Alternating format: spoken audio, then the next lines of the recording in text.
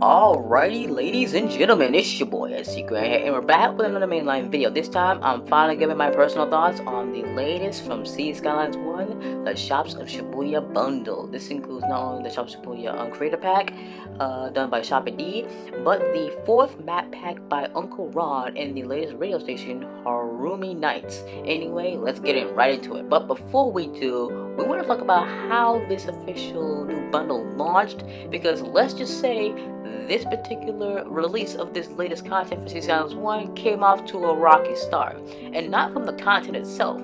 It's had something to do with the fact is that that I am playing the remastered version on PlayStation 5, because when it first dropped, I was ready to start playing, and as per usual, my Harumi Nights radio pack was successfully downloaded, and the 4th map pack was also downloaded. But when I was trying to get the Shops of Shibuya DLC to be installed on my PS5 copy, let's just say that it hit an error code that involves the file to basically download it itself from the PSN store. Yep, this DLC suffered at least for a few days, regarding the fact is that I was not the only one that caught this error code. Like usually when PS5 error codes, this involved the DLC itself.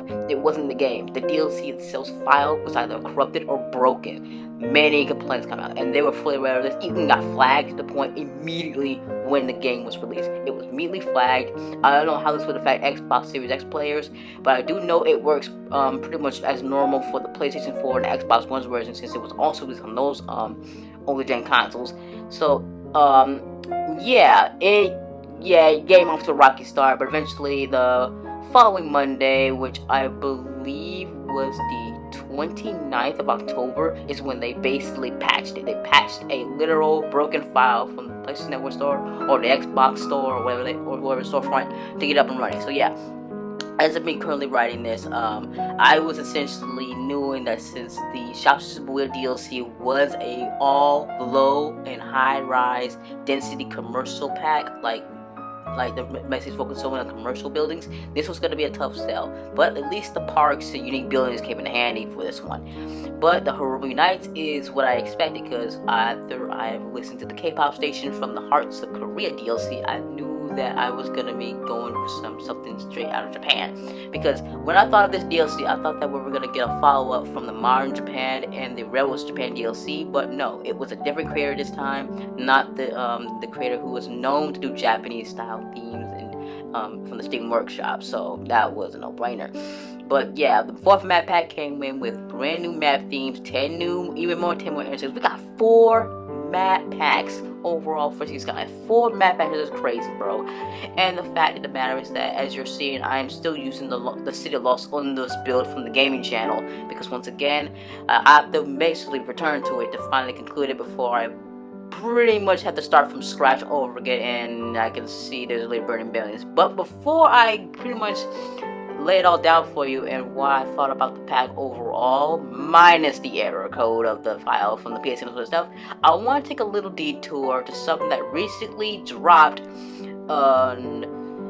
pretty much to us Cities Skylines players as of me recording this not long before this video is set to premiere. So let's get right into it.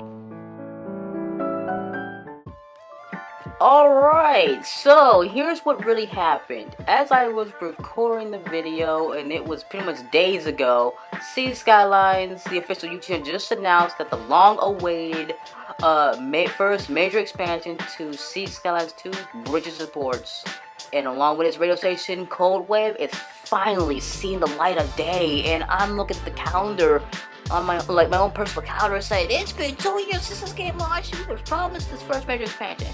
What took them so long? It made no sense, man. We've gone through creator packs. This sequel has gone a rocky post-launch. It was rocky.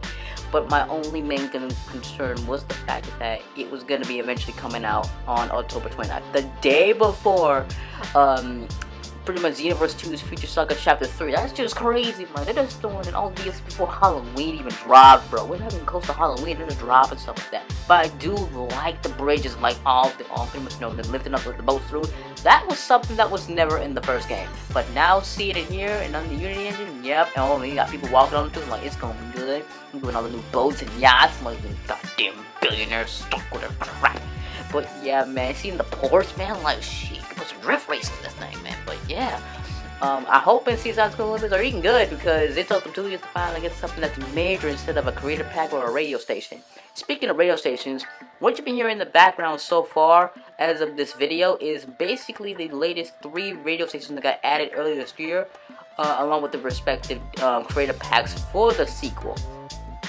If you can already tell, just check the link in the description below for what music that was used for this video.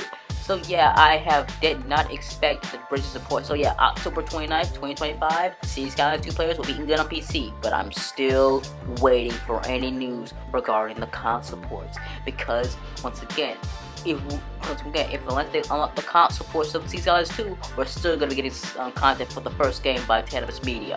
God dang it. But that's all I have to say for Cities Skylines 2 currently right now, because once again, this video may have taken a detour for the sequel, but we're focused on the one thing, and the one thing that I came here and to finally put to a close. Anyway, here's what I think.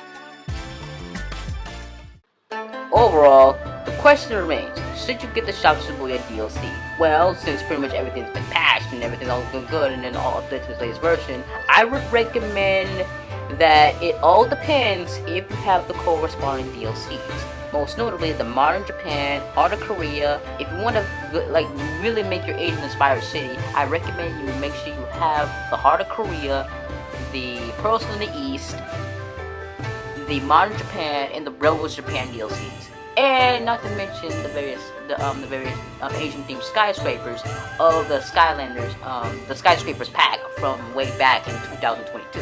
If you have those, you should be able to have no problem getting to it, because yeah, your boy has to basically look at the new buildings. But the hardest thing about the Shop Shibuya DLC is that it's all commercial. So meaning that if you're willing to add these implemented into your city, make sure your commercial or the blue bar, basically everything's commercial status was pretty much at a high demand in order to basically have this implemented, because once again, it basically was a tough step, but I was able to get something implemented. Once again, I had to put some into my emptied out districts in order to fill in the tide spill, because once again, it's not like I had the time to do it or pretty much had to rush out or nothing. Just the fact is that the commercial status is not in high demand as of me posting this, because meaning that I have to pretty much do something else, meaning that do I have to really start from scratch about all of this? But I literally like to do the ability to add in the modern museums, the shops, and everything. Like I said, the shops in Shibuya is based on Japanese fashion district, so it makes sense that they would basically go all in on this one. But truth be told, I never thought that I would eventually basically come around this. Like I said, after I did my downtown countryside review, I never thought I would jump back in, because they did state it, hey, want more stuff? Just let us know. And like, okay, then this content dropped. But I'm concerned that, once again, it's nice getting new DLC for the first game, but I'm still waiting for the console ports of the sequel. We're still waiting. We finally got the bridges and ports coming out later this month, but I'm still worried that we're still having no news about the console ports. Remember, we got the PS5 and the Xbox 6S. It should be more than capable. It can be able to properly run the first game in a remastered state. Why are we still not getting news? It's been over about 2 years, bro. But yeah, I would recommend to those who want to shop Shibuya DLC, if you are interested, along with Backpack 4 and the remastered, if you want that Asian architectural touch, then I recommend the packs that included Modern Japan, Heart of Korea, Pearls from the East, Rebels Japan, all that. So anyway, that's all I have to say for this video, and let's just say, well, this review overall, man, that's what I thought. But the next video, let's just say, we're heading back to the depths of hell with the Hell of a Boss pilot from Amazon Prime. Anyway, see you all in the next one.